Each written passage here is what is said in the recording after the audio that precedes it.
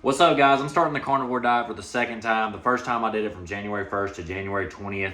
I lost like 25, I think, 25, 26 pounds, something like that. And I felt really good when I was doing it.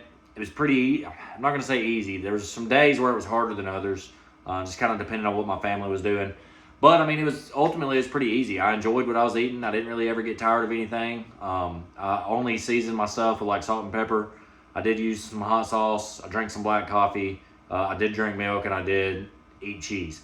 With that being said, so technically it's not fully carnivore, but that's what I'm calling it because I'm eating meat and eggs. And I'm going to start it again because I've gained a little bit of weight since I went back to work. I was eating 3 meals a day out every day, and some of the weight came back on. I've been out of the gym, so I got to get back in the groove of things, and I'm going to try to get back on the carnivore diet. Like I said, it was pretty easy before, so I know I can do it. I do have 2 kids, one on the way, a pregnant wife, so I got to kind of, basically just get over the fact that they're not going to eat what I'm eating, and I have to learn to work with that. And like I said, I've done it already, so I know I can do it again. But anyways, today I'm going to be cooking some tuna steaks. I've never had tuna steaks. I do like tuna. When I was out working, a guy that I work with was just like, man, you gotta have some tuna steak. Gotta have some tuna steak. That's one of his, go-tos. They cook quick, and he says they're as good as a ribeye. I don't know. We'll see. Anyways, I'm gonna show you how I do it, and then I'm gonna let you know how I, feel about the taste of it. Like I said, I've never had it before, but I'm gonna do it today. See what it's like. All right, I bought these frozen from Ingles. I'm really not sure if they're like a good brand or whatever, but the lady at Ingles said let them thaw in cold water for 15 to 20 minutes. They're actually already softened up, so I may go ahead and just give them maybe a few more minutes and then pan sear them.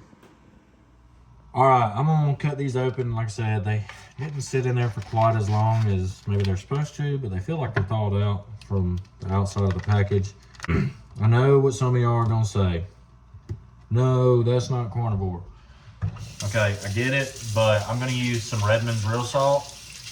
I'm gonna use some black peppers, organic black pepper, and some tahini. Sue me, I don't care. Put some black pepper, heavy. I'm gonna do the same thing with this Redmond's real salt. This stuff's pretty good. I think a lot of people that do carnivore use this to like get the minerals they need. From what I understand, it's underfined mineral salt from the sea, ancient fine sea salt. Anyways, I know a lot of people use this stuff. I use it. I like sprinkle some in water to help me get like electrolytes and stuff like that. So I'm gonna season both sides lightly with this because it don't take much. I just sprinkled some in my hand. I'm literally gonna do the old Salt Bay thing.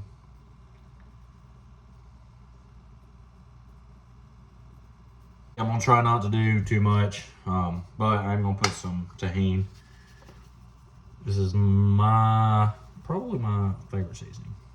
And then all this blend of the salt, pepper, and tahini that's left on the cutting board, I'm gonna kind of do the edges of the tuna in that, and then I'll have them ready to sear. All right, like I said a minute ago, I'm not using Kerrygold butter, so it's not carnivore technically. I'm just using regular butter.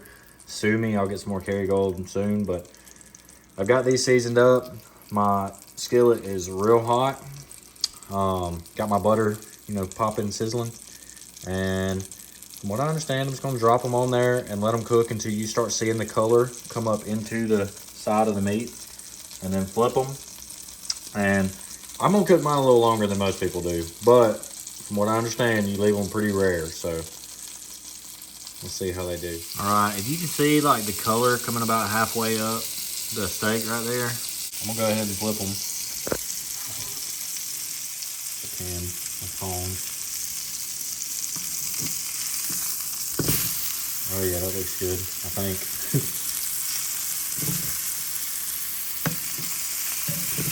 Uh-oh.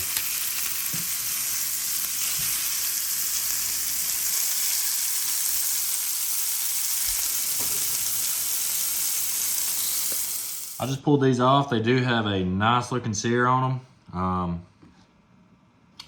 I asked a buddy of mine, man. He says I probably seared them too long, but I'm gonna cut them up, see if it gives you that satisfying layout on the cutting board here, and then I'm gonna give them a try.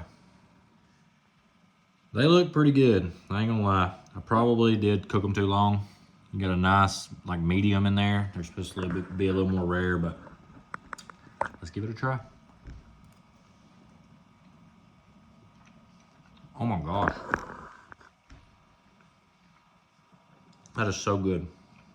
And I know the tahini is not carnivore, but that tahini on them is phenomenal. So good. I'm gonna find one of these pieces that's a little more rare. It's still medium, but so good.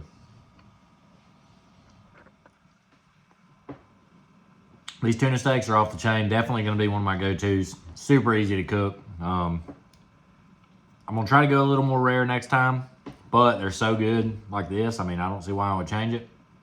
I think people say that, you know, the rare, you can eat it raw pretty much because it's, you know, sushi pretty much. But it's so good. You got to try this. Give it a try. It's going to be good for the carnivore diet. Tuna's got a lot of protein. And I used salt, pepper, and tahini. I know it's not technically all carnivore, but sue me.